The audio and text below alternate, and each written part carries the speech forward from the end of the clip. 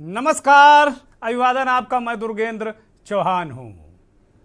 RSS के प्रमुख, संघ प्रमुख, सरसंघ चालक मोहन भागवत की मुस्लिम बुद्धिजीवियों से मुलाकातों का मर्म समझना होगा। क्या इसका मर्म है और क्या इसके मायने हैं।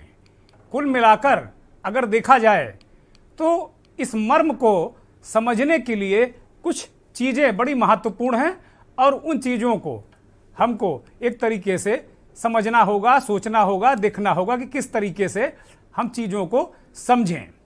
मायने क्या हैं, ये बहुत महत्वपूर्ण है समझना, क्योंकि चुनावी मौसम में मुलाकातें और बातें गहरी होती हैं और इसके गूढ़ अर्थ भी होते हैं, गूढ़ रहस्य भी होते हैं। संघ प्रमुख भागवत आज पुरानी दिल्ली के आज़ाद मार्केट स्थित एक मदरसा में अचानक पहुंच गए।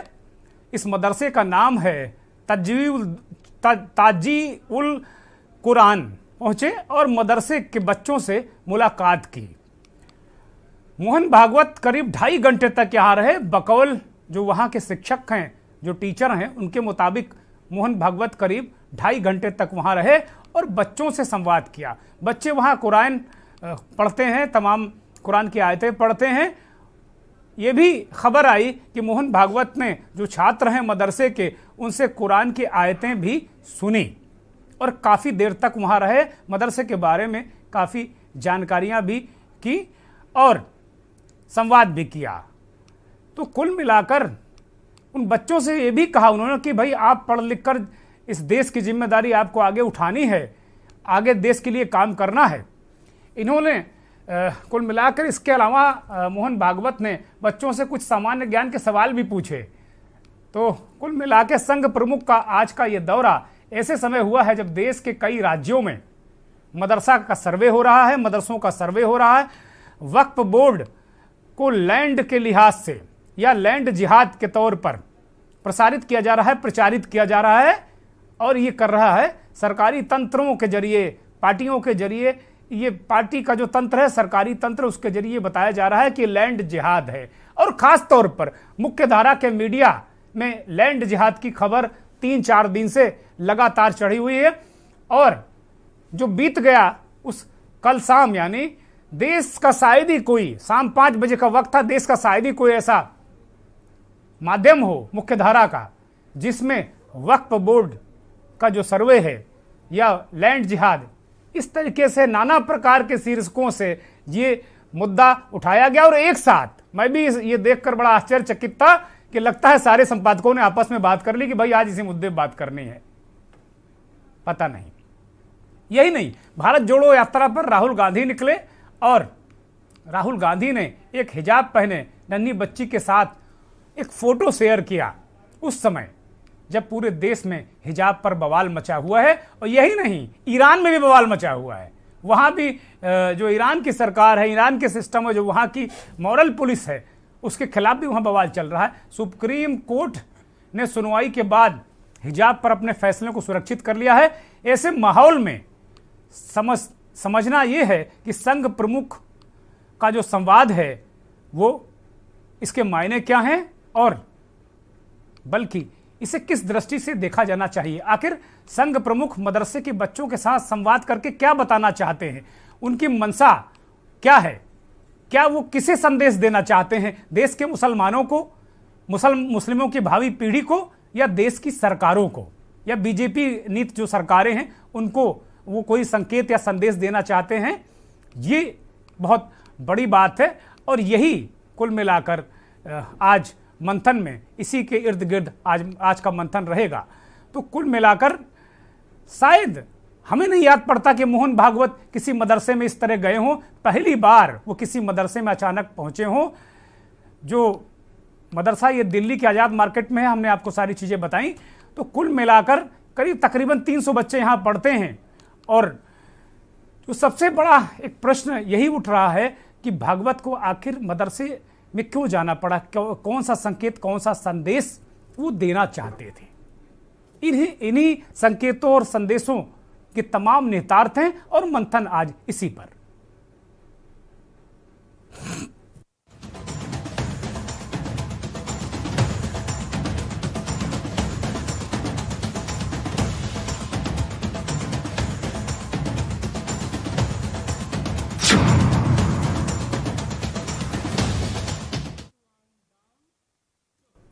मंथन की शुरुआत हो चुकी है और आप मंथन देख रहे हैं। कुल मिलाकर अगर कुछ ग्राफिक्स पर हम नज़र डाल लेते हैं, 1 अगस्त को अखिल भारतीय इमाम संगठन के प्रमुख डॉक्टर इमाम उमैर अहमद इलियासी के साथ संघ प्रमुख ने 1 घंटे से ज़्यादा समय तक मुलाकात की थी और ये कस्तूरबा गांधी मार्ग पर ये मुलाकात हुई थी इलियासी साहब के साथ। ये 1 अगस्त की बात है। और 22 अगस्त को राष्ट्रीय स्वयंसेवक संघ के सरसंघ चालक मोहन भागवत मुस्लिम समुदाय से जुड़े एक समूह से उन्होंने 22 अगस्त को मुलाकात की और देश में बढ़ रहे तनाव को लेकर इसमें चर्चा की थी।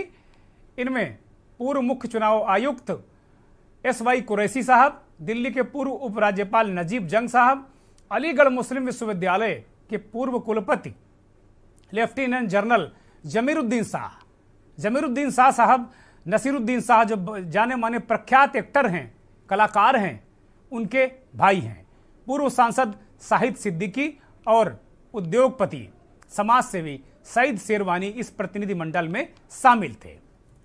तो इस प्रतिनिधिमंडल से एक काफी देर तक मुलाकात हुई, बातचीत की गई और उसके बाद से ही इस बात को बल मिलने लगा था, संकेत मिलने लगा था कि संघ RSS, जिसे भारतीय जनता पार्टी का जो मदर संगठन है कहा जाता है, या यूं कहा जाता है कि भाजपा का रिमोट संघ के हाथ में ही है और भाजपा का जो फीडर है, जो सारी चीजें जो पोषित होती है भाजपा, वो संघ से पोषित होती है, चाहे वैचारिक दृष्टि से हो चाहे वोटों की दृष्टि से हो।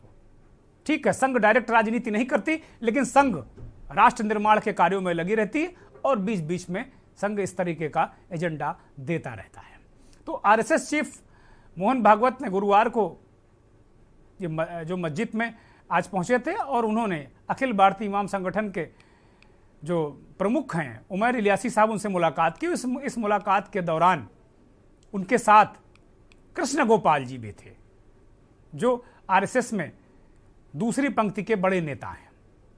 कृष्ण गोपाल इससे पहले, अभी थोड़े दिन पहले, 1 साल पहले तक वो संघ की तरफ से भाजपा को देखते थे और संघ के बड़े नेताओं में उनका शुमार है कृष्ण गोपाल जी का।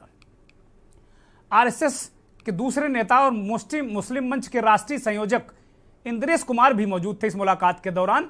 और मुस्लिम मंच भारतीय जनता पार्टी से या संघ से, यूं कहें कि संघ से, बल्कि ये संघ से कहना ज़्यादा ठीक रहेगा कि संघ से मुसलमानों को जोड़ने का हिमायती है और लगातार मुस्लिम मंच वर्षों से काम करता रहा है। तो कुल मिलाकर इस बैठक के बाद जो इमाम इलियासी हैं, इमाम संगठन के प्रमुख हैं, उनसे जब एक सवाल किया गया कि भाई कुल मिलाकर, जब पत्रकारों ने उनसे बातचीत की कि जो स्थितियां परिस्थितियों को लेकर, उन्होंने कहा कि भाई जो मोहन भागवत जी कह रहे हैं वो सही है। मोहन भागवत जी के एक बयान का जिक्र किया गया, पत्रकारों ने उनसे, इलियासी साहब से एक बयान का जिक्र किया कि भागवत जी कहते हैं कि हिंदुस्तान में रहने वाला चाहे हिंदू हो चाहे मुसलमान हो, उसका DNA एक है। तो इलियासी साहब का जवाब था कि मोहन भागवत राष्ट्रपिता हैं। वो ठीक ही कह रहे होंगे, राष्ट्रपिता तो वास्तव में महात्मा गांधी हैं, लेकिन उनकी भावनाएं रही होंगी, इलियासी साहब की भावनाएं रही होंगी कि भाई वो राष्ट्रपिता जैसे हैं, इस भावना से उन्होंने कहा होगा। तो भावना समझनी होगी।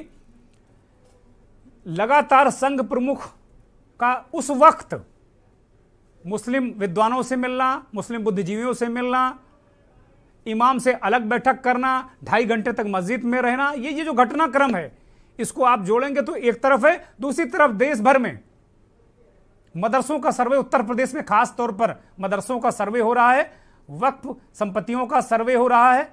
तमाम जगह, चाहे असम में हो चाहे मध्य प्रदेश में हो, कई जगह ऐसी खबरें आई हैं कि जो मस्जिदें अवैध जगह पर बनी थी, उनको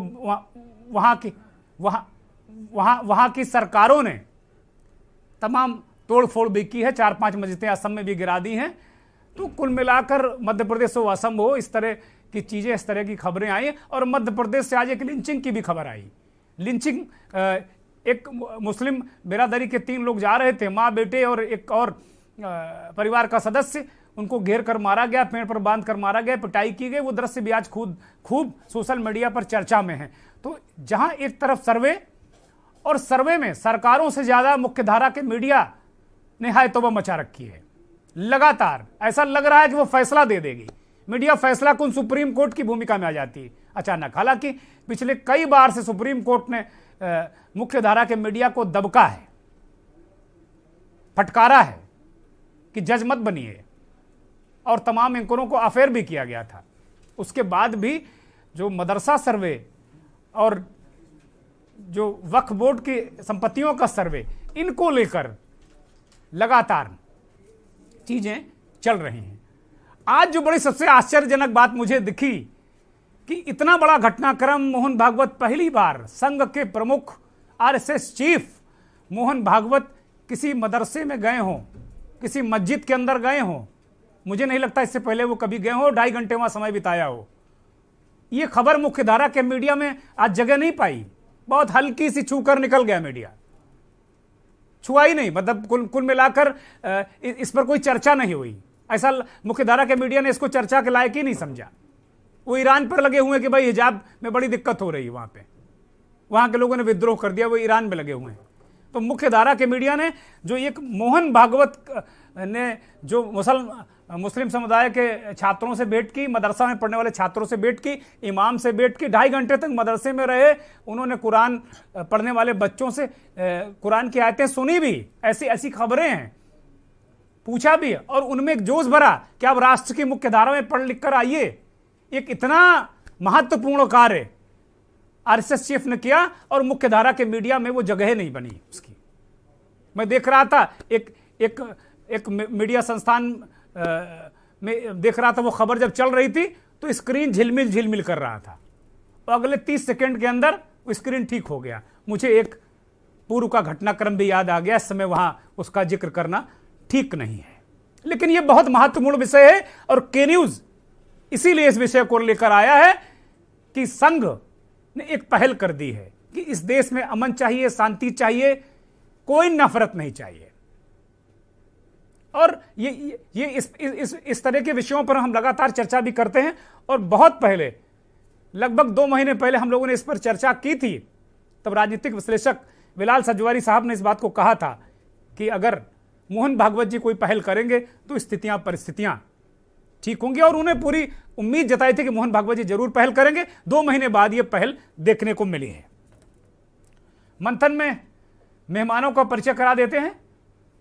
भारतीय राष्ट्रीय कांग्रेस के प्रवक्ता के तौर पर हमाम वजीर साहब हमारे साथ जुड़ गए हैं, युवा नेता हैं। बहुत स्वागत हमाम साहब आपका, बहुत बहुत अभिवादन और बहुत बहुत धन्यवाद। संघ के विचारक के रूप में दिलीप अग्निहोत्री साहब हमारे साथ जुड़ गए हैं। संघ के जानकार हैं, विचारक हैं, पत्रकार हैं। दिलीप जी बहुत स्वागत, बहुत अभिनंदन और बहुत आभार आपका, धन्यवाद। समाजवादी पार्टी के बहुत ही प्रखर प्रवक्ता, बहुत ही संजीदा नेता, प्रवक्ता एमएलसी शशांक यादव साहब हमारे साथ जुड़ गए हैं। शशांक जी बहुत स्वागत, बहुत अभिनंदन, बहुत आभार। राजनीति का एक अच्छी तरीके से विश्लेषण करने वाले और बहुत दो टूक बात करने वाले बिलाल सब्जवारी साहब दिल्ली से हमारे साथ जुड़ गए हैं। बिलाल भाई बहुत स्वागत, बहुत अभिनंदन, बहुत आभार। पॉलिटिकल एनालिस्ट और बहुत ही संजीदा तरीके से विश्लेषण रखने वाले पीके धवन साहब जुड़े हुए हैं। धवन साहब बहुत स्वागत, बहुत अभिनंदन और बहुत आभार। अल इमाम संगठन के प्रवक्ता शकील सिद्दीकी साहब का भी बहुत स्वागत, बहुत अभिनंदन और बहुत आभार। राष्ट्र रक्षा वाहिनी से अभिजीत सिंह विसेन जुड़ गए हैं हमारे साथ में, अध्यक्ष हैं, राष्ट्रीय अध्यक्ष हैं। विसेन साहब बहुत स्वागत, बहुत अभिनंदन और बहुत धन्यवाद, बहुत आभार आपका। चर्चा की शुरुआत बिलाल सजवारी से ही, और सभी मेहमानों से पहले एक अनुरोध कि बहुत कट टू कट बात, ये चर्चा उलझने वाली नहीं है, ये चर्चा समझने वाली है। उलझना नहीं है, समझना है, समझाना है, ये बड़ी महत्वपूर्ण चर्चा है। बिलाल साहब, मोहन भागवत साहब 2.5 घंटे तक एक मदरसे में रहते हैं, इमाम साहब से मिलते हैं, छात्रों से मिलते हैं, हाल चाल पूछते हैं, इसके मायने। और अभी 2 दिन पहले एक बुद्धिजीवियों का, जिसमें एमयू के पूर्व वाइस चांसलर साहब भी उसमें थे, शाह साहब, और बहुत सारे लोग, बड़े बुद्धिजीवी लोग थे। उन लोगों ने एक तरीके से अपनी बातें रखी, और तमाम चीज़ें कहीं। हाल में 2-3 तरीके की मुलाकातें अभी हाल में 3-4-5 दिनों में अगस्त और सितंबर में हुई हैं। कुल मिलाकर इन मुलाकातों के मायने, और आज भागवत साहब का अचानक, मैंने नहीं सुना कभी किसी मदरसे में गए हो 2.5 घंटे उन्होंने बिताया हो। बिलाल जी। देखिए दुर्गेंद्र जी, बड़ा ही रोचक सब्जेक्ट है और इसकी जो डायनेमिक्स है उसको हमें राष्ट्रीय स्तर पर समझने की जरूरत है। एक मैं शेर के साथ अपनी एनालिसिस को शुरू करना चाहूंगा कि तलखियों का मिजाज बदलेगा, तलखियों का मिजाज बदलेगा, जहर में कंद घोलिए साहिब। देखिए, ताली दोनों हाथों से बजती है। जब एक अच्छी पहल है, इसका स्वागत किया जाना चाहिए। देखिए, हमें भारत की जो अंदर इंटरनल सिक्योरिटीज हैं उसकी जो चिंताएं हैं उसको समझने की जरूरत है। देश के अंदर हिंदू मुस्लिम वैमनस्य है जो एक बेचैनी है, उसको समझने की जरूरत है। हिंदू मुस्लिम अलगाववाद, कट्टरपंथी विचारधारा दोनों तरफ मौजूद है, उसको समझने की जरूरत है और इसको एक सही दिशा में ले जाने की जरूरत है। तो उस दिशा में ले जाने के लिए दोनों तरफ से पहल हो रही है और ये पहल काफी समय पहले की जा चुकी थी। जब अगर आप भारतीय जनता पार्टी की पहली सरकार को देखें तो विज्ञान भवन के अंदर भैया जी रिजिजू और मोहन भागवत जी ने मुस्लिम सूफी संतों से मुलाकात की थी। उसके बाद भैया जी रिजिजू के दैनिक जागरण समाचार पत्र में बहुत समय समय पर लेख आते रहे और रिसेंट के अंदर जो ज्ञानवापी मस्जिद के बाद जो मोहन भागवत जी का बयान आया था उसमें उन्होंने कहा था कि हमें उलझने की जरूरत नहीं है, हमें वैमनस्य बढ़ाने की जरूरत नहीं है, हमें सबको साथ मिलकर चलने की जरूरत नहीं है और हमें हर जगह शिवलिंग तलाशने की जरूरत नहीं है। उसके तुरंत बाद अगर आप इस चेन को फॉलो करें तो नेशनल सिक्योरिटी एडवाइजर का एक बयान आया था जिसमें उन्होंने कहा था कि देश के अंदर धार्मिक उन्माद जो फैल रहा है वो खतरे की निशानी है, उस पर हमें चिंता, उससे हमें सचेत रहना चाहिए। फिर उसको फॉलो अप करते हुए प्रधानमंत्री नरेंद्र मोदी जी ने एक बहुत खूबसूरती से अपनी बात को रखा था कि ईद के मौके पर मेरी माँ अब्बास को अपने हाथों से सेवइयां बना के खिलाया करती थी। याद है, सभी को याद है बिलाल भाई, सभी को याद है। तारतम्य है, इसमें एक सिमिलैरिटी है, इसमें कॉमननेस है जो बताता है देश के अंदर जो डायनेमिक्स है, थिंकिंग प्रोसेस है, दोनों तरफ बदल रहा है। मुसलमानों के अंदर भी एक रुझान है कि वो डायलॉग प्रोसेस को जारी रखें क्योंकि जो मौजूदा सरकार है उसकी चाबी संघ के हाथ में है और वैचारिक स्तर पर जो स्टीयरिंग वो मोड़ सकते हैं, मेरा ख्याल है उसके अलावा शायद ही कोई मोड़ पाएगा और इस पर पहल शुरू हो गई है। और आज का जो मस्जिद में जाके मोहन भागवत जी का मिलना, इलियासी साहब के यहाँ मदरसों के बच्चों से इंटरेक्ट करना, ये सब उसी दिशा में संकेत है कि किस तरह हम देश के अंदर सद्भाव को बढ़ाएं और जो एक हिंदू मुस्लिम रिफ्ट है उसको भूलते हुए आगे बढ़ें और माइनॉरिटी खास तौर से के लिए संदेश है कि वो मुख्य धारा में आकर देश निर्माण में हाथ बैठाएं। ठीक बात है। धवन साहब, आप इसे किस तरह देखते हैं इस बड़े घटनाक्रम को? क्योंकि मुख्य धारा के मीडिया ने तो इसे बिल्कुल हल्के में ले लिया, कहीं इस पर कोई चर्चा नहीं है। ईरान पे चर्चा है लेकिन इस पर चर्चा नहीं है। बोलिए। जो आज का विषय है, इस विषय की अगर हम पृष्ठभूमि पे जाएं तो पीछे 2014 से पहले देश में जिस ढंग से एक पर्टिकुलर कम्युनिटी के लिए जो अपीजमेंट पॉलिसीज पिछली गवर्नमेंट्स ने अडॉप्ट की हुई थी, शायद उसी का नतीजा ये है कि जो 2014 के बाद मोदी की सरकार आई और एक कहा जाता है कि हिंदूवादी सरकार आई या राष्ट्रवादी सरकार आई और उसने अपने ढंग से काम करना शुरू किया। और आप जैसे राम मंदिर का चाहे मसला ले, चाहे ज्ञानवापी मस्जिद का मसला ले, इन सब मसलों को पिछली सरकारों ने अपने राजनीतिक लाभ के चक्कर में लटकाए रखा हुआ था। जनता को, देश को इन इश्यूज पे कभी कोई क्लैरिटी नहीं दी थी। आज जो 2014 के बाद जिस ढंग से डेवलपमेंट्स हुए, उन डेवलपमेंट्स में ये भी चीज बिल्कुल सामने नजर आई कि एक सोसाइटी में एक डिवाइड सा हो रहा है बिकॉज ऑफ अंडरस्टैंडिंग और मिसअंडरस्टैंडिंग, जो भी आप कहना चाहे। तो आज जो ये पहल की गई है, मुझको लगता है कि जैसे एक हाथ उन्होंने अपना आगे बढ़ाया है, तो हमारी दूसरी कम्युनिटी के लोगों को भी जो राष्ट्रवादी सोच रखते हैं, जो देश के लिए सोचते हैं, उनको आगे आना चाहिए। और हम सबको मिलकर, मेरी भी उतनी ही जिम्मेदारी है जितनी आपकी है, जितनी बाकी लोगों की है, सब लोगों को मिलके आके देश में एक अच्छा खुशनुमा माहौल बनाना चाहिए। और जो गलत लोग हैं, चाहे वो किसी भी जात के हों, चाहे किसी भी मजहब के हों, उनको सजा मिलनी चाहिए, उनके खिलाफ एक्शन होना चाहिए।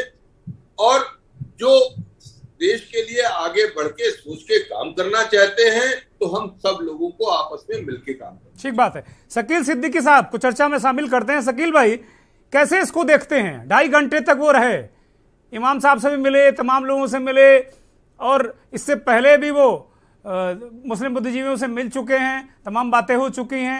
एक पहले मुलाकात इमाम इलियासी साहब से हो चुकी है। आज 2.5 घंटे मोहन भागवत को मैंने कभी नहीं सुना, देखा कभी नहीं कि वो कभी गए हों किसी मदरसे में 2.5 घंटे वहां पे रहे हों। इसे किस दृष्टि से जो आप लोग देखते हैं और इसके क्या निहितार्थ हैं? शकील साहब, अनम्यूट करिए अपने आप को। के न्यूज को साधुवाद देना चाहूंगा कि इस तरह के विषयों पर के न्यूज चर्चा करा रहा है, और अगर मुख्य धारा के चैनल भी ऐसे विषयों पर चर्चा कराना शुरू कर दे तो इस देश को विश्व गुरु बनने से कोई नहीं रोक सकता। अब हम आते हैं आरएसएस प्रमुख मोहन भागवत जी का इमाम इलियासी साहब से मुलाकात करना और दिल्ली के आजाद मार्केट स्थित मदरसा तजवीदुल कुरान के 300 बच्चों से मिलना, ये बड़े आश्चर्य का विषय है, क्योंकि वो आरएसएस जो कभी भी मस्जिदों, दरगाहों या इस तरह के मदरसों की तरफ नहीं गई या उस बारे में कोई चर्चा नहीं की, तो इसे कह सकते हैं कि सुबह का भूला अगर शाम को घर लौट आए तो उसे भूला नहीं कह सकते। लेकिन कहीं ना कहीं पर मोहन भागवत जी के जिस तरह से बयान आते रहे, आपको बता दें कि हज सब्सिडी खत्म करने की बात की गई थी। हज सब्सिडी को खत्म हुए 4 साल हो गए, लेकिन अभी तक मदरसों के विकास के लिए कोई बात ना तो आरएसएस की तरफ से की गई और ना भारतीय जनता पार्टी की तरफ से की गई। तो ये एक तरह से कहा जा सकता है कि एक अच्छा कदम है आरएसएस प्रमुख का मदरसों के दरवाजे तक जाना और इमामों से बात करना और मदरसे के बच्चों से बात करना। और उन्होंने बच्चों से कहा भी, आप पढ़िए लिखिए, इस देश के लिए काम करिए, इस देश के विकास के लिए काम करिए, और नसीहत भी दी कि आप एक इस देश के कर्णधार है, आप पढ़ लिख कर इस देश के लिए काम करें। लेकिन जहां एक तरफ मदरसों के सर्वे की बात की जा रही है और सर्वे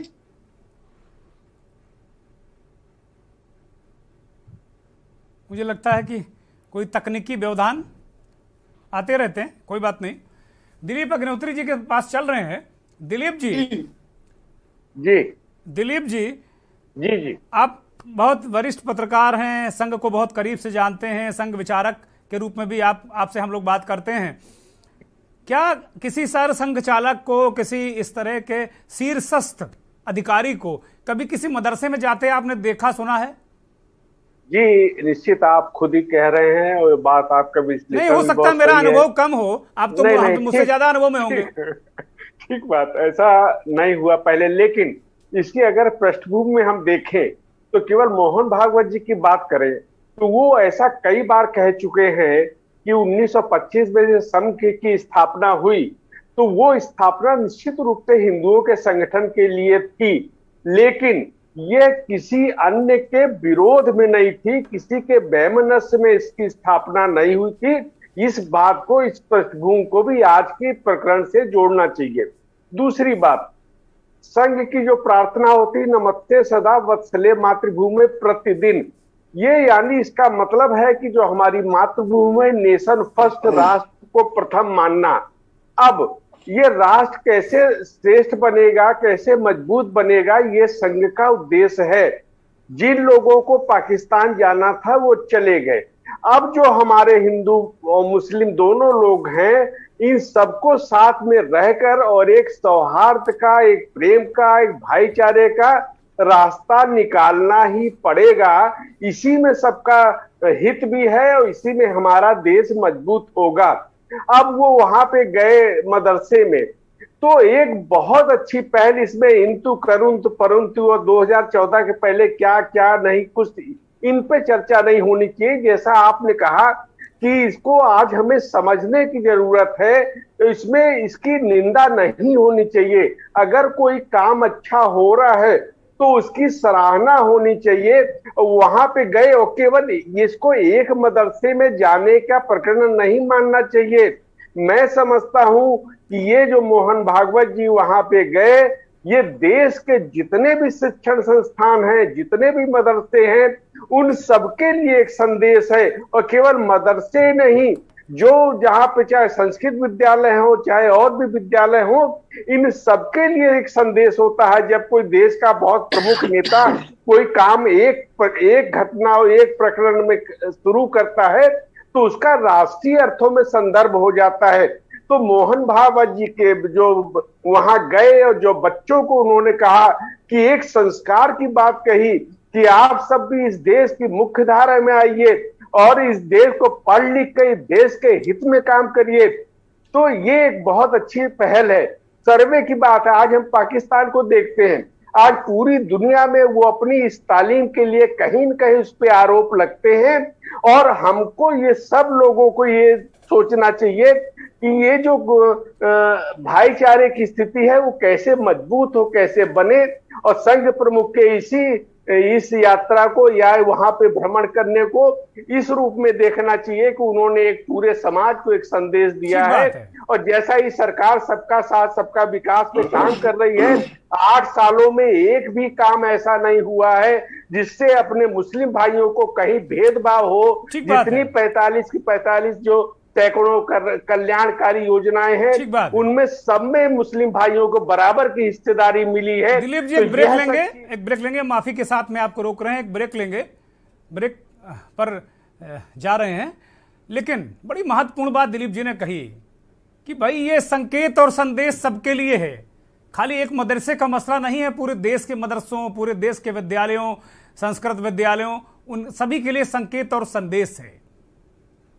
मैं थोड़ा इसमें और जोड़ देता हूं, ये संकेत और संदेश उन सरकारों के लिए भी है, उन राजनीतिक दलों के लिए भी है,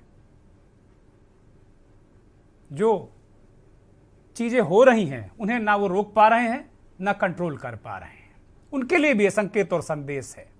और एक बड़ा गूढ़ प्रश्न भी है, जब मंथन में हम ब्रेक के बाद दोबारा वापस आएंगे तो इस पर भी चर्चा करेंगे कि आज इतनी बड़ा घटनाक्रम मुख्यधारा के मीडिया से कैसे गायब हुआ।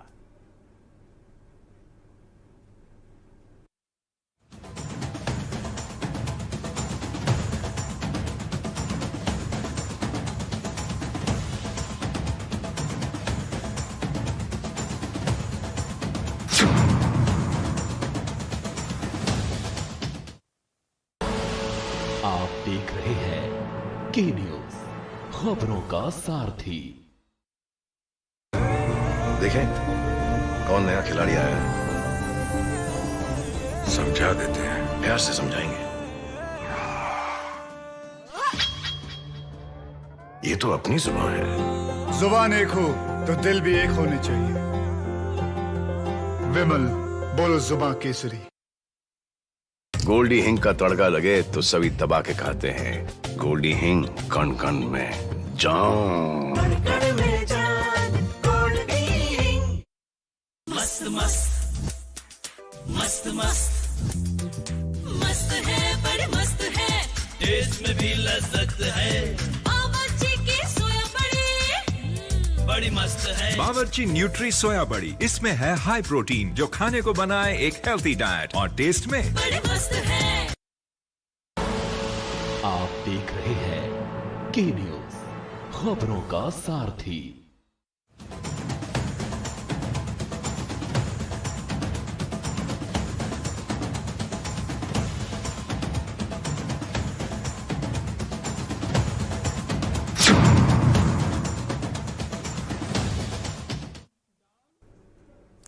इस पूरे घटनाक्रम की, यह जो लगभग 1.5-2 महीने से मुस्लिम बुद्धिजीवियों, नेताओं, इमामों, उलेमाओं का आरएसएस के नेताओं से मिलना और अब सरसंघ चालक का एक मदरसे में जाना, दिल्ली के आज़ाद मार्केट में इस मदरसे में 300 बच्चे पढ़ते हैं और इसमें वो गए और 2.5 घंटे तक रहे। बच्चों ने क्या पढ़ा वो भी सुना और बच्चों को एक संदेश दिया कि भाई राष्ट्र निर्माण में लग जाओ, यहाँ से पढ़ो, निकलो और राष्ट्र निर्माण में लगो।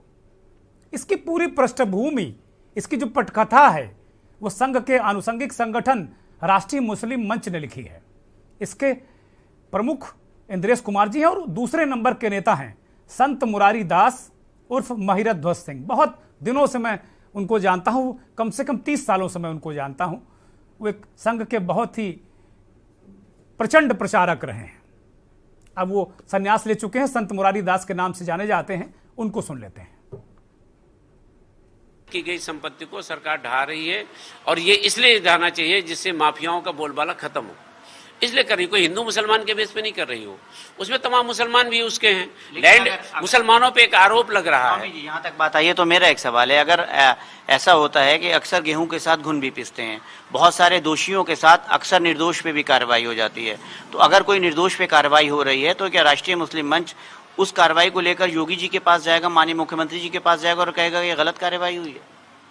ऐसे किसी के पास भी अगर कार्रवाई हो रही है तो उसके वो हिंदू है या मुसलमान है, हम उनके साथ हैं, क्योंकि किसी भी निरपराध के ऊपर किसी भी प्रकार का कोई गलत कार्रवाई नहीं होना चाहिए। एक बात।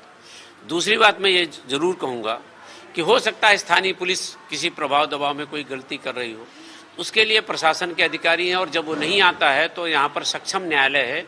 यहाँ का वो देश का और उत्तर प्रदेश की जो न्यायिक व्यवस्था है उसमें किसी भी सरकार का कोई प्रभाव नहीं चलता है। और इसके लिए उदाहरण है कि साहब कानपुर के अंदर एक मंत्री जी के ऊपर मुकदमा था और उसका फैसला था, मंत्री जी आया, मंत्री जी को कोर्ट में जाना पड़ा और उनके खिलाफ फैसला भी हुआ और उनको बस इतनी मोहलत दी गई न्यायिक व्यवस्था में कि आप उसकी अपील पे जा सकते हो। तो यहाँ पर चाहे मंत्री हो चाहे कोई सामान्य आदमी हो, उत्तर प्रदेश के अंदर योगी जी के द्वारा सबके साथ सामान्य व्यवहार किया जा रहा है। ये एक पक्की सी बात है। लेकिन हाँ, मैं आपके चैनल से अपील करूँगा, ईमानदारी के साथ मुस्लिम समाज के लोगों को करना चाहिए कि लखनऊ शहर के अंदर भी तमाम पश्चिम लखनऊ में तमाम नजूल की ज़मीनों पर लैंड जिहाद के नाम पर वहाँ पर अवैध कब्जे करके और लोगों को ज़मीनें फर्जी बेची गई हैं, फर्जी रजिस्ट्रियाँ की गई हैं, उनके बारे में ये लोग जो प्रश्न उठा रहे हैं उनके बारे में उनका क्या कहना है और उनके बारे में वो लोग क्या करेंगे।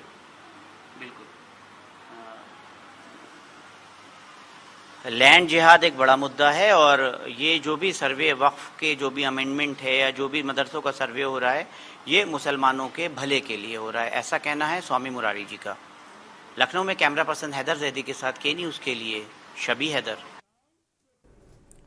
आपने सुना संत मुरारी दास जी को, क्या नज़रिया है राष्ट्रीय मुस्लिम मंच का, क्या नज़रिया है संघ का मुसलमानों के प्रति। ये बहुत सारी चीज़ें वो कह रहे कि भाई हम साथ हैं और बहुत सारी बातें उन्होंने कही। सीधे चर्चा में आते हैं।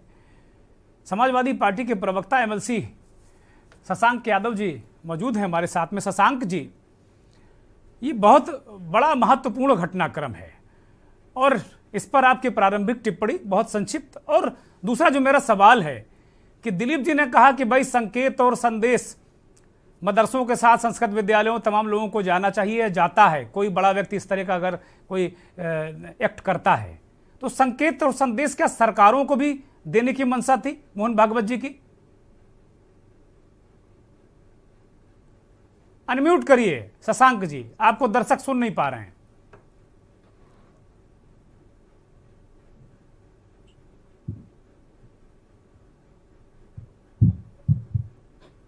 शशांक जी का संपर्क संभवतः टूट गया है। ये सवाल हम अभिजीत सिंह विसेन से कर लेते हैं। हिंदू संगठन राष्ट्र रक्षा वाहिनी चलाते हैं राष्ट्रीय अध्यक्ष अभिजीत जी। भागवत जी के एक मस्जिद में जाने के संकेत संदेश मायने, और क्या इसके संकेत सरकारों को नहीं जाने चाहिए? बार सरसंघ चालक जी ने इंटरेक्ट करा है युवाओं से।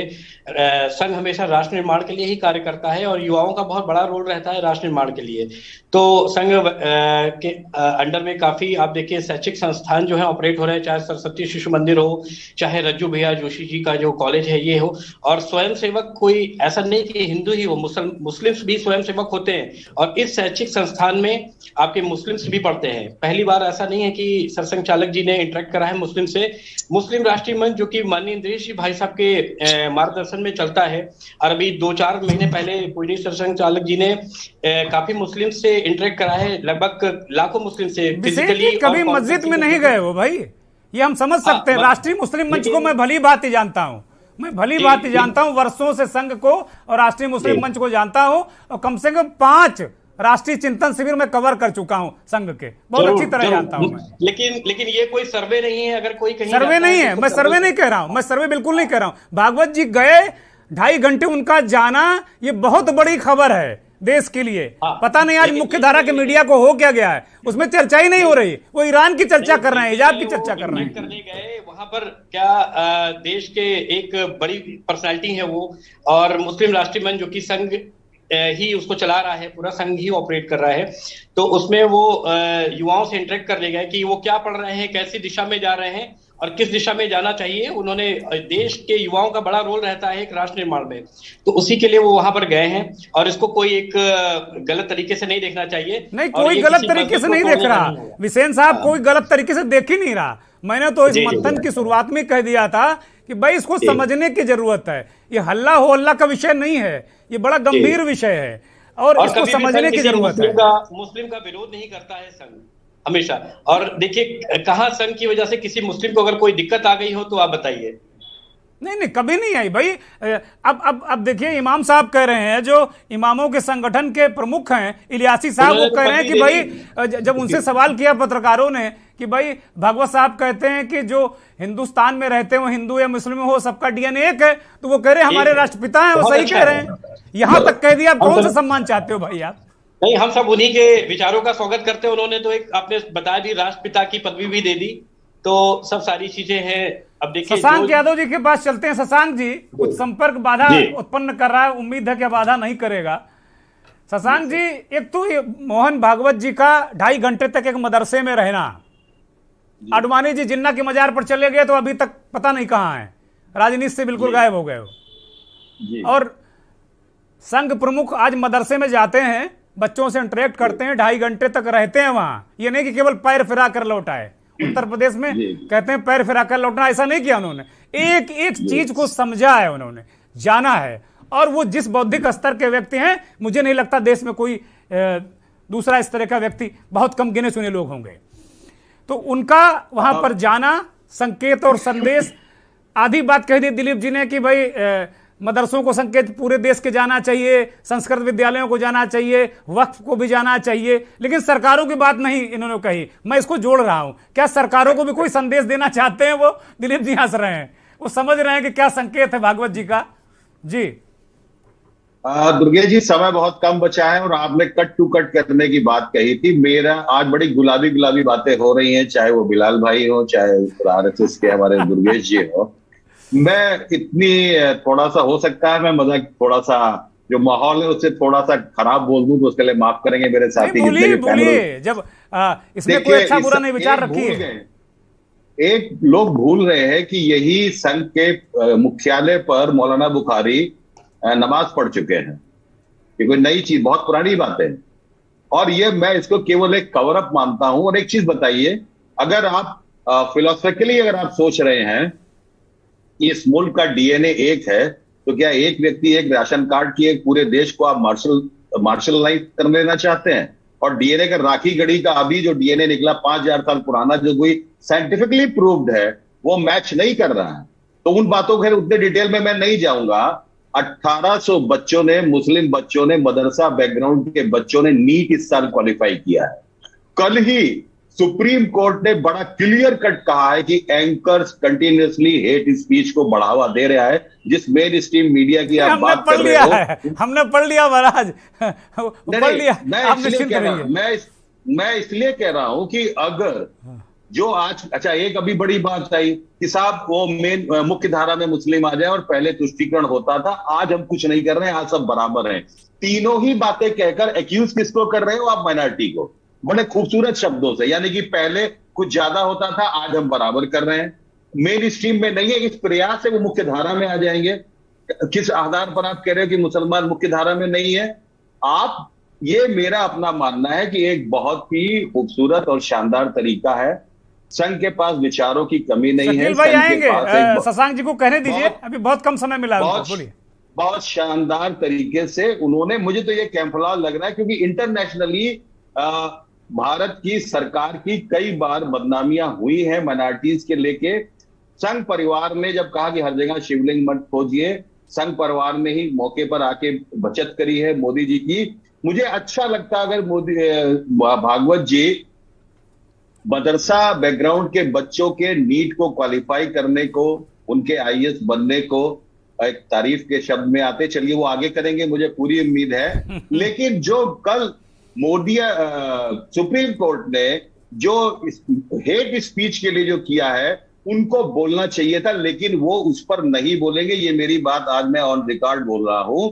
मीडिया के ऊपर भागवत साहब का बयान नहीं आएगा क्योंकि वो पॉलिटिकल एजेंडे को डिस्टर्ब कर रहा है। वहां पर जो मेन मीडिया है वो इसी रूप में चल रहा है जैसा सरकार चाह रही है। लेकिन फिर भी जो शुरुआत है एक अच्छी शुरुआत है और मुझे लगता है कि इस डायलॉग से कहीं ना कोई चीज निकलेगी। मैं इसकी उम्मीद करता हूं इस बात की। शशांक भाई, आज तो भागवत जी को ही जिस मीडिया की बात करें उनको गायब कर दिया। और एक चैनल में मैं देख रहा था, उसमें झिलमिल आने लगे जब उनकी खबर आ गई। बहुत strategically, it is very strategic, बहुत ही स्ट्रेटेजिक है ये, बहुत स्ट्रेटेजिक है। इसको लेके कोई बहुत भ्रम पालने की जरूरत नहीं है। ये रुकवाई गई ये खबर। दो उंगलियां उठ रही हैं। मैं आऊंगा दोनों लोगों के पास में, हमाम साहब को शामिल कर लेते हैं। बहुत देर से इंतजार करें, बहुत युवा साथी हैं और हम युवाओं के पार्टिसिपेंट्स की बात करते हैं। हमाम साहब, आपका नजरिया? मैं सभी लोगों को सुन चुका हूं। मैं पहली बात तो ये कहना चाहता हूं कि जो दौरा है मोहन जी का, ये कोई नया है, इसमें कोई वास्तविकता नहीं है, क्योंकि यही भाजपा और आरएसएस है। जो भाजपा है वही आरएसएस है और जो आरएसएस है वही भाजपा है। क्योंकि जितने भी भाजपा के नेता वो नागपुर की प्रयोगशाला से तैयार किए जाते हैं और वो जब बाहर आते हैं, जो बापू का अपमान करते हैं, ऐसे लोगों को ये पार्टी के लोग सांसद बनाते हैं। इन्हीं की सरकार के केंद्रीय मंत्री जो बलात्कारी होते हैं, दोषी होते हैं, उनके लिए रैलियां निकालते हैं। तो इनके कथनी और करनी में फर्क है। ये सिर्फ मोदी जी को क्लीन चिट देना चाह रहे हैं। दूसरी बात, मदरसे की सर्वे और मदरसे की सहानुभूति की बात की जा रही थी। कांग्रेस पार्टी ने जो कल्याणकारी योजनाएं चालू की थी, सबको उसको ही तुष्टीकरण कह रहे हैं। आप कल्याणकारी बात कर रहे हो, वो कह रहे हैं तुष्टीकरण आपने किया, अब वो ठीक कर रहे हैं मोदी जी। भाजपा और आरएसएस ने इस देश में तुष्टीकरण के अलावा कुछ किया ही नहीं। अरे आपको कह रहे हैं वो कांग्रेस तुष्टीकरण करती रही और शशांक यादव जी तुष्टीकरण करते रहे, वोट लेते रहे। मैं पूछना चाहता हूं कि भाजपा सरकार ने केवल उत्तर प्रदेश की बात करता हूं, एक भी मदरसे को इन्होंने ग्रांट पे लिया, एक भी मदरसे को एप्लीकेशन दिया, एक भी मदरसे में टीचर की नियुक्ति हुई? जो मदरसा मॉडर्नाइज आधुनिकीकरण के टीचर वो कर रहे हैं हमाम साहब, वो कर रहे हैं, आगे करेंगे भाई। सर्वे के नाम थोड़ा धैर्य रखिए, समय दीजिए भाई। राजनीति की जा रही। 5 साल की सरकार हो चुकी है आपकी, मोदी सरकार, दिल्ली सरकार 8 साल से चल रही है। मदरसा आधुनिकीकरण के जो शिक्षक है, रोजाना न्याय के लिए भीख मांगते हैं, उनका वेतन नहीं मिल रहा है। सारी स्कीमें बंद कर दी हमने। आजाद फाउंडेशन आज इसी पे फोकस, इसी पे आपकी टिप्पणी हम चाहते हैं कि इससे कुछ नजरिया बदलेगा क्या? कुछ सरकारों को कोई संकेत और संदेश जाएगा भागवत साहब के मदरसे में जाने से? क्या किया? ये कुछ नहीं करेंगे, तुष्टीकरण और तोड़ने वाली राजनीति करते हैं। ये इनका ठीक बात है, ठीक बात है। नकली राष्ट्रवाद है, मुंह में राम बगल में नातू राम वाले ये लोग हैं। ठीक है, ठीक है, ठीक है, आपकी बात आ गई। बिलाल साहब थोड़ा जल्दी में। बिलाल साहब बोलिए। बिलाल भाई आप कुछ बोलना चाह रहे थे, बोलिए। मैं ये कहना चाह रहा था दुर्गेंद्र जी, काफी समय से देश के अंदर एक चिंतन और एक विचार मौजूद है जो तो इस बात के लिए बार बार लोगों को प्रेरित करता है कि देश के अंदर मदरसों का आधुनिकीकरण होना चाहिए। और जब आप आधुनिकीकरण की बात करते हैं तो उसी आधुनिकीकरण के माध्यम से ही आप अल्पसंख्यक समाज के जो रिलीजियस लाइन के लोग हैं उन्हें मुख्य धारा में शामिल करते हैं। तो मोहन भागवत जी का ये कहना मदरसे में के बच्चों को जाके कि आप मुख्य धारा में शामिल होइए, ये देश के लिए, सरकारों के लिए एक संकेत है कि व्यापक स्तर पर एक पॉलिसी लेवल पर सरकार काम कर रही है, जिसके माध्यम से वो मदरसों का मॉडर्नाइजेशन करना चाहती है। मॉडर्नाइजेशन से मेरा अर्थ यह है कि वहां पर आधुनिक शिक्षा पढ़ाई जाएगी, मॉडर्न शिक्षा पढ़ाई जाएगी। वही तो मैं कह रहा हूँ, आधुनिक के जो टीचर हमने अवेलेबल करवाई थी उसकी सैलरी वेतन भी रोक दिया गया। अच्छा प्लीज आप डिस्टर्ब ना करें। मेरे जो फादर थे मुस्लिम पर्सनल लॉ बोर्ड के फाउंडर आर्किटेक्ट थे, तो उन्होंने किताब लिखी थी इल्म और दीन का नाकिस तसव्वुर। तो उन्होंने देश के अंदर मुसलमानों पिछले 500 साल में क्यों दुनिया में और हिंदुस्तान में पिछड़ा, उस पर वही किताब थी जिसमें ये लिखा गया था कि मुस्लिम स्कॉलर्स ने जो दीनी और दुनियावी तालीम का जो कंसेप्ट है एक दूसरे से जुदा किया है, यही बुनियादी वजह है मुसलमानों के पिछड़ने की। उन्होंने मॉडर्न नॉलेज को और दुनियावी नॉलेज और दीनी दुनिया को अलग अलग कर दिया। तो मेरे फादर का कहना था कि इसमें कोई विभाजन नहीं हो सकता, आप शिक्षा को विभाजित नहीं कर सकते, यही बुनियादी वजह थी। ये तो अच्छी बात है बिलाल साहब, ये तो अच्छी बात है अगर इस दिशा में सच्चे मन से सरकारें सोच रही हैं और आरएसएस ने पहल की है, तो ये तो बड़ी अच्छी बात है। शकील साहब, ये तो अच्छी बात है, बुरा क्या इसमें? और होना चाहिए। और रहा सवाल, बार बार ये इल्जाम लगता है कि कांग्रेस जो पिछले समय में चुनाव अल्पसंख्यक तुष्टीकरण पे हारी थी, ये एक परसेप्शन है। दरअसल कांग्रेस की हार जो हुई थी वो करप्शन के इश्यूज पर हुई थी। मुस्लिम तुष्टीकरण तो एक परसेप्शन की बात है और मैं इसको प्रूव भी कर सकता हूं, और मैं समय समय पे प्रूव भी किया था। समय की कमी है। मैं सिर्फ ये कहना चाहूंगा कि मदरसों को आधुनिकीकरण की जरूरत है, तभी देश के अंदर जो रिलीजियस माइंडसेट के लोग हैं, जो सोसाइटी को इन्फ्लुएंस करते हैं रिलीजन के माध्यम से, शकील साहब, इससे जो बिलाल साहब कह रहे हैं, उनका जो विचार जब तक आधुनिक नहीं होगा मुख्य धारा में नहीं आएंगे, और ये सिर्फ आधुनिक शिक्षा के माध्यम से ही हो सकता है। बिलाल साहब कह रहे हैं शकील साहब कि भाई ये एक अच्छी पहल हो सकती है, ये कोई पॉलिसी लाने जा रही सरकार, आपको यकीन है इस बात पर शकील साहब?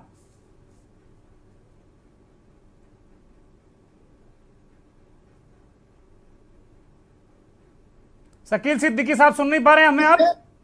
लेकिन जिस तरह से इस देश में आरएसएस का एजेंडा काम कर रहा है, मोहन भागवत जी का मदरसे के इमाम से मिलना या मदरसों के बच्चों से मिलना, ये एक अच्छा कदम है अगर इसका इम्प्लीमेंटेशन हो।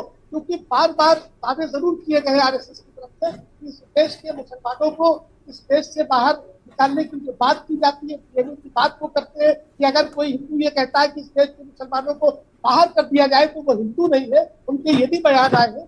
आरएसएस एक सामाजिक संगठन है, एक सामाजिक संस्था है जो देश को एक करने की बात करता है, लेकिन आरएसएस से जुड़े जो दूसरे संगठन है उसको आरएसएस को कंट्रोल करना होगा। क्योंकि हेड स्पीच की बात होती है, मॉबलिंग होती, कोई दाढ़ी रखे है, मुल्ला है या मौलाना है, पाकिस्तान चले जाना चाहिए। इस देश में मुसलमान बाई चॉइस है, बाई चांस नहीं है।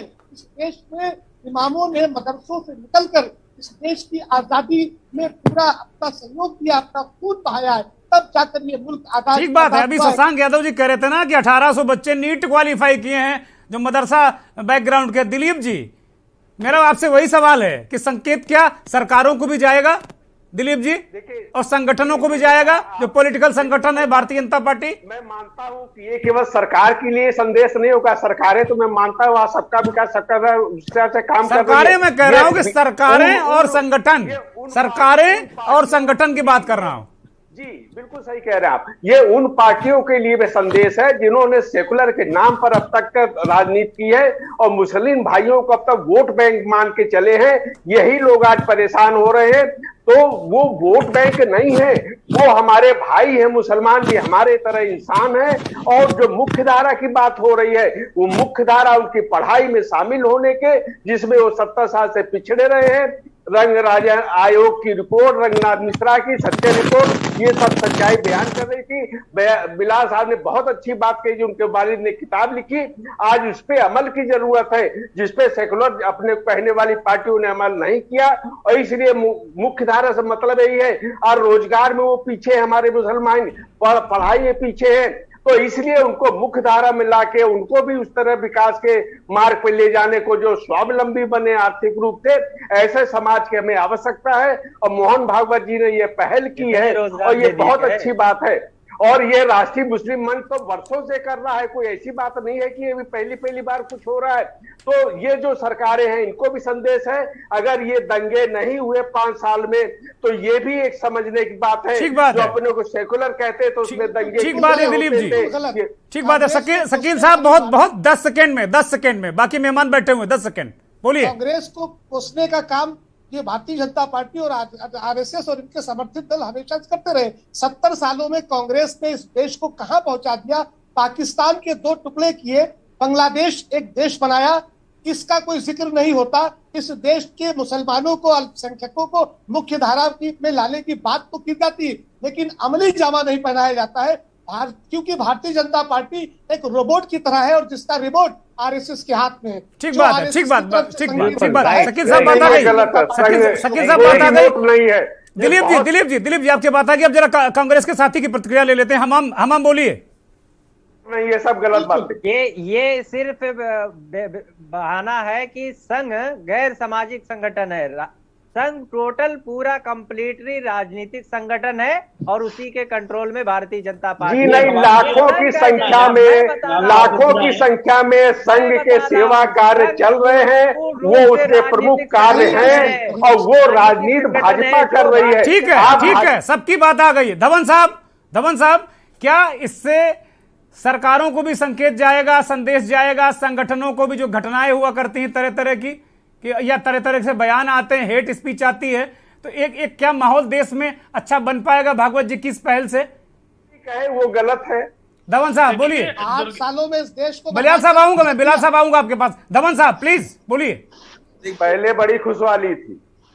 जब हम राष्ट्र निर्माण की बात करते हैं तो देश की जनता को हिंदू और मुसलमान बांटना और आंकना दोनों ही गलत हैं। आज जब हम एजुकेशन सिस्टम की बात कर रहे हैं तो हमारे कुछ भाई लोग केवल मदरसों के इम्प्रूवमेंट और अपग्रेडेशन की बात कर रहे हैं। हमारे देश में इस वक्त लागू जा चुकी है, वो राष्ट्रीय शिक्षा नीति देश के नागरिक के लिए है, हर स्कूल के लिए है। आप मदरसे के लिए एक स्पेशल स्टेटस क्यों मांगते हैं? संविधान में है माइनॉरिटी के लिए, संविधान में। मैं यही तो बता रहा हूँ, माइनॉरिटी एग्जैक्टली आज माइनॉरिटी क्या चीज है और हम किस ढंग से माइनॉरिटी को फॉलो करते चले आए हैं। उस जखीरे ने ही तो इस दुर्दशा तक ला रखा है कि हम हिंदू और मुसलमान के बीच में हमारे इस तरह के भेदभाव हो चुके हैं। हमको उन भेदभाव को खत्म करना पड़ेगा। देश भाई यही बात तो भागवत जी कह रहे हैं, इसीलिए तो वो चल कर गए, 4 कदम वो आगे बढ़े, इसीलिए तो भागवत जी गए ना। इसी का स्वागत होना चाहिए। जी बिल्कुल स्वागत होना चाहिए। ठीक बात है। बिलाल साहब बोलिए। देखिए दुर्गेंद्र जी, मैंने थोड़ी देर पहले भी कहा था कि जो मदरसे का मॉडिफिकेशन की बात है उस पर जो नीति राष्ट्रीय स्तर पर बन रही है, जिसको राज्य स्तर पे भी लागू किया जाएगा, वो मुसलमानों की सहमति के साथ लागू हो जाए, उसके साथ ये अंडरस्टैंडिंग कायम की जा रही है। साथ ही साथ जो सर्वे का ताल्लुक है, सर्वे पहले भी यूपीए गवर्नमेंट में हो चुके हैं। सच्चर कमेटी की रिपोर्ट के माध्यम से देश के हर शोबे के अंदर अल्पसंख्यकों का सामाजिक, राजनीतिक और शैक्षणिक क्या स्टेटस है, वो सच्चर कमेटी के माध्यम से पहले भी हो चुका है। इस पर किसी को परेशान होने की जरूरत नहीं है। ताली दोनों हाथों से बजती है। थोड़ा सा मुसलमानों को अपना आउटलुक ब्रॉडर करना पड़ेगा और अपनी शिक्षा पर ध्यान देना पड़ेगा। जब आप शिक्षित होंगे, समस्याओं से आप खुद ही लड़ सकते हैं। बिलाल साहब एक और प्रश्न है। आज मैं बड़ा हैरान हूं, इस पर कोई चर्चा नहीं हो रही है। ये आज भागवत साहब का 2.5 घंटे के मदरसे में रहने, इसमें कोई चर्चा ही नहीं है, कहीं नहीं है। देखिए दुर्गेंद्र जी, जिन चैनलों को आप मुख्य धारा के चैनल कहते हैं, दरअसल वो आर्थिक रूप से संपन्न है, उनके पास बड़ा सेटअप है, तो मुख्य धारा के चैनल नहीं बल्कि ये कहिए चमकीले चैनल है। मुख्य धारा के चैनल तो वो है जो सही मायनों में न्यूज सेंस को फॉलो करता है, राष्ट्र भावना को फॉलो करता है और देश के अंदर जो मौजूदा बेचैनी है उसको फॉलो करता है। मुख्य धारा के चैनल मेरी नजर में उसको परिभाषित किया जाना चाहिए, ना कि चमकीले चैनल्स को। ठीक बात है। बोलिए शकील साहब, बोलिए, बहुत जल्दी, आप उंगली उठा रहे हैं, बोलिए। अनम्यूट करिए शकील साहब। जिस तरह से मुख्यधारा के चैनलों ने नहीं दिखाया, प्रधानमंत्री जी फतेहपुर सीकरी जाते हैं, दरगाह में मिलते हैं, उसे 24 घंटे सुबह से शाम तक तस्वीरों में दिखाया जाता है। आरएसएस प्रमुख का मदरसों में जाकर इमाम से मिलना, मदरसों के बच्चों से मिलना, कुरान का सुनना, इसे मुख्यधारा के चैनल नहीं दिखा रहे। ठीक है, वो अपना सबका अपना वो विशेषाधिकार है शकील साहब, उसमें हम और आप क्या कर सकते हैं। लेकिन ये हैरान करने वाला है। ठीक है, बहुत अच्छी बातें मंथन के दौरान बहुत अच्छी बातें निकली, सभी लोगों ने एक अलग अलग तरीके से सोचा। लेकिन मैं इस बात की आज मंथन में तारीफ करूंगा कि भागवत साहब 4 कदम बढ़े हैं आगे। बहुत बहुत शुक्रिया, सभी मेहमानों का बहुत बहुत शुक्रिया। और इस कार्यक्रम को देखने वाले देश के प्रदेश के करोड़ों दर्शकों का भी बहुत शुक्रिया कि उन्होंने बड़े धैर्य के साथ में मंथन को सुना और हमारे साथ उन्होंने भी मंथन किया। लेकिन वास्तव में ये बड़ी पहल है और संघ के प्रमुख सरसंघचालक मोहन भागवत जी बधाई के पात्र हैं कि उन्होंने कम से कम जो देश में एक माहौल क्रिएट हो रहा था वैमनस्य का, या यूं कहें कि क्रिएट काफी कुछ हो भी गया है। ऐसे माहौल, ऐसे जो जहरीला माहौल इस देश में ना बने, सब मिलकर रहें, राष्ट्र का निर्माण करें। बड़ी अच्छी बात उन्होंने कही है कि जो हिंदुस्तान में रहता, जो भारत में रहता, वो हिंदू हो या मुस्लिम हो, सबका डीएनए एक है। ये बहुत महत्वपूर्ण, बहुत फेमस कोट है उनका, उन्होंने कोट किया है इसको, बहुत फेमस कोट है भागवत जी का। तो वास्तव में सर संघचालक का ये कदम बहुत महत्वपूर्ण है। उन्होंने एक तरीके से एक संकेत दिया है, संदेश भी दिया है, सरकारों को भी संकेत और संदेश दिया है और संगठनों को भी कि सबको साथ लेकर चलो। अब वक्त हो चला है चलते चलते का, और चलते चलते में हम भारत जोड़ो यात्रा की बात करेंगे। चूंकि संघ प्रमुख ने भी इस तरह की पहल आज की, मदरसे में गए और उन्होंने लोगों से मुलाकात की, और दूसरी तरफ राहुल गांधी भारत जोड़ने के लिए निकल पड़े हैं। सफर में धूप होगी तो चल सको तो चलो, यह कहते हुए राहुल गांधी जा रहे हैं और उनके साथ कांग्रेसी कदम ताल कर रहे हैं। लेकिन इस सफर में कुछ ऐसी भावनात्मक तस्वीरें, कुछ संवेदनशील तस्वीरें भी हम देख रहे हैं जो भारत जोड़ने की कवायद में कांग्रेस के लिए मददगार साबित हो रही हैं। आज चलते चलते में आपको एक ऐसी तस्वीर के साथ छोड़े जा रहा हूं जिसमें राहुल गांधी एक दिव्यांग युवा के साथ पद यात्रा को नई धार दे रहे हैं। बहुत बहुत धन्यवाद, नमस्कार।